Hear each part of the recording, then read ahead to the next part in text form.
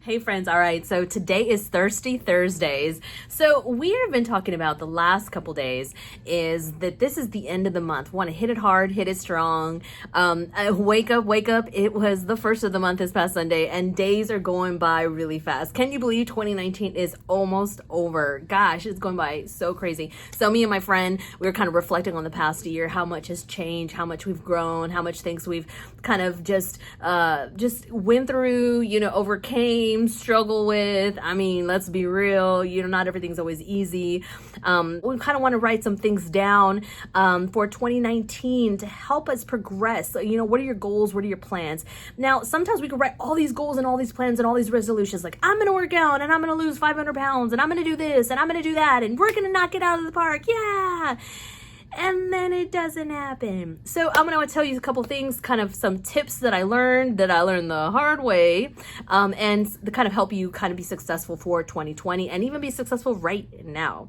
So one of the things I like to do is every year I like to pray at the end of the year. Okay, Lord, kind of self-reflect, but also what's my word for the next year? I've been doing this since 2011. I've had every different type of word, and I really kind of like, Lord, what is it, something that you press upon me? Of course, I've had many words like balance. I've had fearless one year. I've had forward, press on, shine. Obedience was my first word, which was really hard. But this year my word was identity, and I never really realized the impact in which I put myself in a lot of different things and put my identity in things that shouldn't have been in until God closed those doors, and I came to the realization that it's like only in Jesus Christ. And the thing is I know that up here, but little did I know that my actions were doing something different, and God had to show me those areas of my life in which I had to readjust and say, hey, my identity doesn't go in that thing. It goes in Jesus Christ only. And what does that look like? What does it look like to walk it out? And what does it look like when I tend to go back to the old ways and know, can I be self-aware of that and be like, oh, no, Jesus says this. No, God says this, and be able to readjust from that. So those are some things we're going to talk about a little bit later on in the month of December. But I do want you to write down and really think about and pray. Start praying, what's your word for 2020? And the reason why we do this is because I highly recommend this, is because when you do this and you pray and like, Lord, what is it, the very thing that you're kind of wanting me to work on, kind of focus on, what's your word for the year? And so when you do that, it's that more of a focus. It's more of what God's will, God's plan for you in your life, than trying to make all these millions of goals and resolutions and accomplishments and things of that sort. Now, there's nothing wrong with goals, because I do still set goals, and I'll tell you that in a minute. But focus on a word. Ask the Lord to show you what your word is for the year. He will show you. And it's crazy because every year I hit the beginning of the year and I'm like, how is this word going to be evident in my life? And every year, it never fails. By the end of the year, I reflect in the last 3 months.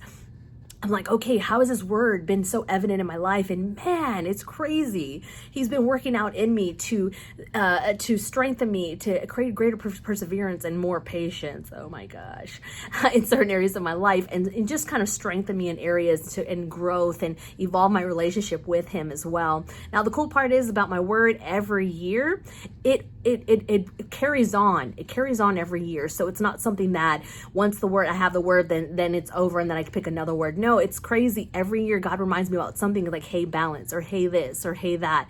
And I'm like, oh, crazy. My word has carried over, and it's something that he was worked in me, and I carry those on over. So anyway, so pray about your word. Now, what I also like to do is set some goals for the year. But one thing about not just setting goals is I pray about those goals as well.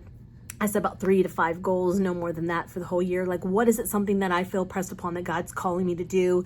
What is it, something that I really want to accomplish? That's my desire of mine or whatever, whatnot. And I write those things down. Not only do I write them down, but I also post it somewhere where I see it all the time, as well as my word of the year. I post it. As you can see, it's on my Facebook, social media, and that's why I purposely put it there, because I could see it all the time and it continuously reminds me as well. But I also post my goals somewhere where I can visually see that, so that I know that that's something that I work towards. Now, the other thing I like to do is not only write down the goals, but I also like to say, how am I going to accomplish those things? What are some of the things that would help me accomplish those? Now, of course, it's always in God's timing, but I like to know, what is my role? What is my portion in which to help accomplishing that goal? I always tell you about that story. I wrote about 30 things I wanted to do before I turned 30. Now, I know it's funny, it's a bit silly, but it's a true story. I wrote down 30 things I wanted to do for before I turned 30. Asked the Lord, said a little prayer, even wrote a little prayer on the thing. And I remember a whole year had gone by, and I was like, oh, I want to see what I've accomplished so far. And I looked at that list, and I remember saying, hey, God, I prayed these to you. You didn't really answer a lot of these. Like, what's going on? Like, what happened? I prayed. I wrote a prayer on there. I gave it to you. There was some personal things on there that kind of got worked on. But there was one particular thing at the time was pretty much, I wrote on there skydiving. I'm like, Lord, I've been wanting to go skydiving. Now, I know I went this year, but this was a few years back. And I'm like, Lord, how come this hasn't happened? And I never will forget the response that God had towards me. He says, what do you expect me to do? Pick you up and drop you out of the sky? And I felt so silly. I busted out laughing, and I thought, no. You see, I played a role in that portion. If I really wanted to go skydive, I need to find where to go. How much does it cost? Am I even attempting to save? Have I really been mindful of praying about it? Or what is my role in that? I expected, God to do everything. And that's silly, because there is a role that we should play in some of the things, the goals, and that we set. So, of course, those are things you want to pray about. Once you set your 3 to 5 goals, you want to say, okay, Lord, what is it the very thing that I need to do? What's my role in those areas? I did write some personal goals as well, the kind of things and areas that I want to grow in and become better at and be consistent. And that's probably more than anything, is being consistent is the most important thing. Now, one of the things I kind of want to, encourage people is that when you set your goals, just be consistent. We look at things as a black and white, oh, look, it didn't work. No, sometimes certain variables within that very thing that you're trying to set. Like, for instance, you're working an event and you're trying to make it happen. Let's say there was some things that didn't work out. It didn't go well. Did the entire event, was it not successful, or were there certain aspects that you could have done better to help the event become better? And sometimes there's a little tweaks, a couple variables you need to shift and change. And maybe you didn't put 100% in certain areas of that event. So it doesn't mean the whole event is a wash. It means there's portions of it, and kind of want to look at it. So I think sometimes we give up too quick and too fast. And sometimes it takes a little more effort, and sometimes it's trying it again and trying it again and trying it again. And that's just life. Life is trial and error at times. So we just don't want to give up, especially if it's a desire of your heart. And especially if you feel like that God has given it to you and has put it on you, put it within you and given you that desire. So don't give up on that. And the last but not least, the most important thing that I started doing quite a few years ago, this is probably going on probably year 3 or 4 that I started doing this.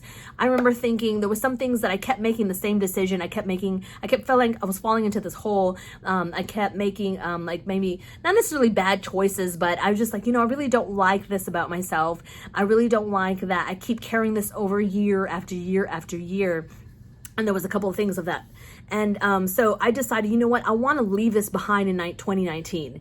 And it was kind of more, as we all say, a psychological thing that you tell yourself, because you could do this whenever. You could do this today. You could do this tomorrow. You could do this whenever. But for me personally, I felt like this was like, I'm leaving this behind in 2019. I don't want to take it with me in 2020. I don't want to take this with me in the next year.